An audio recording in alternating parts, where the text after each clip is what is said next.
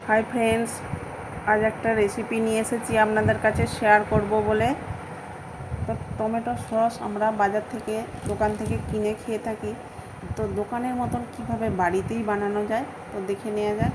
তো সস বানানোর জন্য এরকম পাকা লাল টমেটো নিলে সসের কালারটাও খুব ভালো হবে এবং টমেটোগুলো তাড়াতাড়ি সিদ্ধ হয়ে যাবে। তো এখানে আমি দেখুন 2 কেজির মতো টমেটো নিয়েছি আর নিয়ে নিয়েছি একটা বিট ছোট ছোট করে কেটে একসাথে সিদ্ধ বসিয়ে দিলাম। 5 থেকে 10 মিনিট ঢাকা দিয়ে সিদ্ধ করার জন্য রেখে দেবো। তো আমার চ্যানেলে যারা নতুন আছেন একটা লাইক দিয়ে শেষ পর্যন্ত দেখার অনুরোধ রইল। দেখুন, দেখেই বোঝা যাচ্ছে টমেটোগুলো খুব সুন্দর সিদ্ধ হয়ে গেছে। এরপর নামিয়ে নিয়ে একটা ম্যাশারের সাহায্যে ম্যাশ করে দিচ্ছি যাতে তাড়াতাড়ি ঠান্ডা হয়ে যায়। গরম অবস্থায় তো আর ব্লেন্ড করা যাবে না, তাই ঠান্ডা করে নিয়ে একটা মিক্সিং জারে নিয়ে নিচ্ছি, পেস্ট বানিয়ে নেব। দেখুন পেস্ট বানানো হয়ে গেছে। এরপর একটা ছাঁকনির সাহায্যে পেস্টটা আমি চামচের সাহায্যে ছেঁকে নিচ্ছি। এরপর ছেঁকে নেওয়া টমেটোটা কড়ার মধ্যে আবার দিয়ে দিলাম। এরপর দিয়ে দিলাম পরিমাণ মতো লবণ।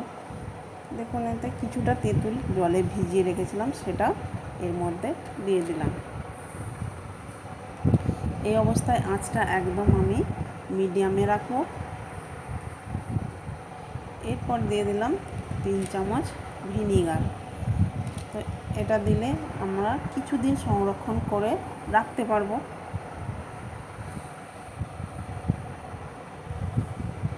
এরপর দিয়ে দিচ্ছি কাশ্মীরি লঙ্কা, যাতে টমেটো সসের কালারটা খুব ভালো হয়। আর দিয়ে দিচ্ছি চিনি। তো দেখুন কত সুন্দর কালারটা হয়েছে, কোনো ফুড কালার ব্যবহার করতে হয়নি, একদম দোকানের মতো। তো যারা আমার ইউটিউব চ্যানেল থেকে দেখছেন একটা সাবস্ক্রাইব করার অনুরোধ রইল, আর পাশে থাকা বেল আইকনটি প্রেস করে অল করে রাখতে পারেন, তাহলে আমার নতুন নতুন রেসিপি সব ছাড়ার সাথে সাথে সবার আগে আপনার কাছে পৌঁছে যাবে। এরপর ঠান্ডা হয়ে গেলে দেখুন একটা জারের মধ্যে রেখে দিচ্ছি। তো ভিডিওটি শেষ পর্যন্ত দেখার জন্য অসংখ্য ধন্যবাদ। তো দেখা হবে আমার আবার পরবর্তী ভিডিওতে।